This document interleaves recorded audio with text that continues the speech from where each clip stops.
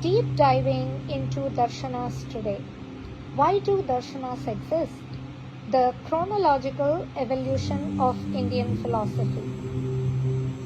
Sanatana Dharma is often misunderstood as a collection of rituals, stories, or beliefs.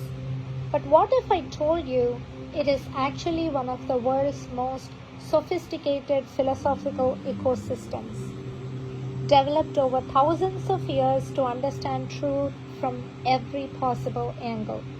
Today we are going to trace how Indian darshanas evolved chronologically. Darshana here can be interpreted as a lens to understand our Vedas, Upanishads, Puranas, and Itihasas.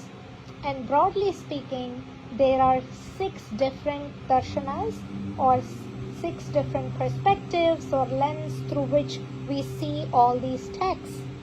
To trace how Indian darshanas evolved chronologically, not as competing religions but as a systematic attempts to comprehend the Vedas, Upanishads, Itihasas, and Puranas. Think of darshanas not as belief systems but as lenses of perception.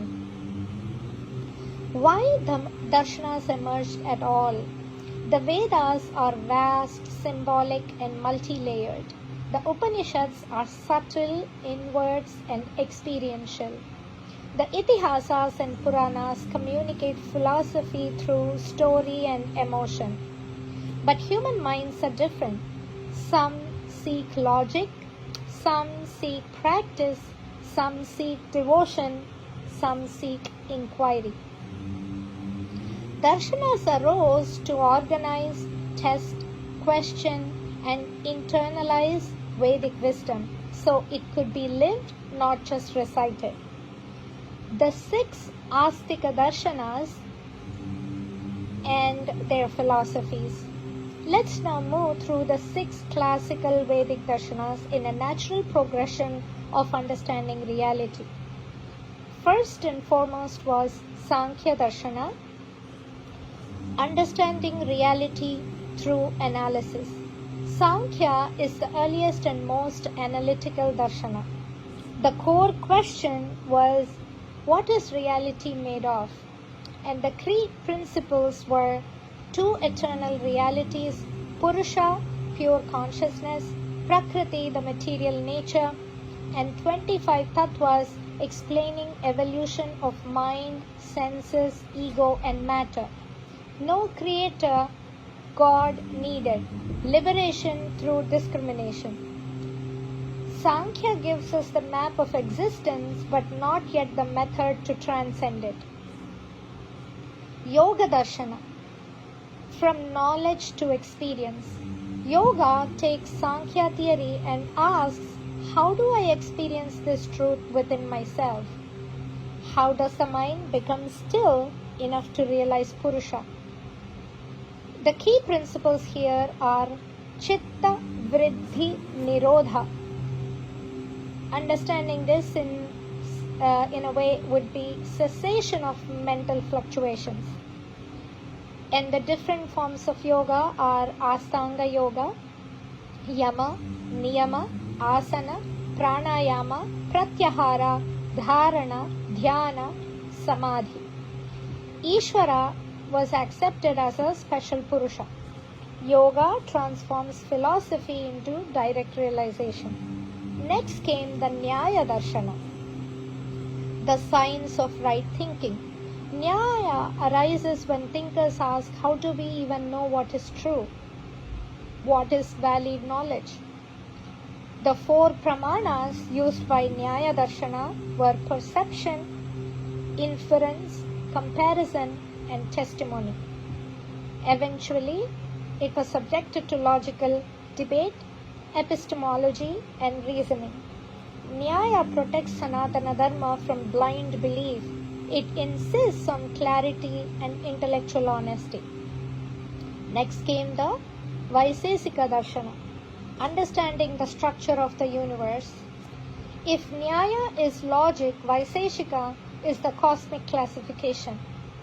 The core of Vaiseshika was what are the fundamental building blocks of reality.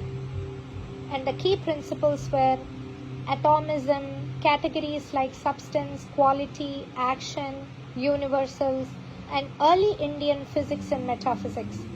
Vaiseshika makes dharma intellectually rigorous, even scientific. Next came the Purva Mimamsa, the dharma of action. Now comes a turning point. Purva Mimamsa asks if the Vedas are eternal and how do we live them daily. And the core of Purva Mimamsa was how does action sustain cosmic order. Rituals are not symbolic, they uphold Rita, cosmic order. Karma is self-operating and it focuses on dharma, duty and ethical action. This darshana anchors society with law, ethics and responsibility. Finally came the Uttara Mimamsa, Vedanta, the science of liberation. Vedanta asks a final question. After dharma and karma, who am I really? The core focus is on Upanishads, Brahma Sutras and Bhagavad Gita. Here, philosophy reaches its spiritual summit. The major Vedanta philosophies were further categorized into Advaita Vedanta, Visishtadvaita Vedanta and Dvaita Vedanta. Advaita Vedanta, the non-dual consciousness, initially started by Lord Adi Shankaracharya, who believed that Brahman alone is real, world is but Maya, and liberation is attained through knowledge of Maya. Truth is one and difference is ignorance. Visishtadvaita Vedanta believed that Brahman had attributes, the soul and the world are real and dependent on Brahman, Narayana, and he believed that through bhakti and jnana one could reach the Brahman. This was started by sage Ramanuja. He believed that unity with loving distinction united with the Brahman. Finally came the Dvaita Vedanta, which believed in eternal difference. This was started by Sri Madhvacharya, who believed that God, which is the Paramatma, soul, the Jivatma, and matter, the Prakriti, are eternally distinct. Bhakti, as surrender to Vishnu, was how he saw all the essence of Vedas and Upanishads. He believed that difference is not illusion, but it is divine design.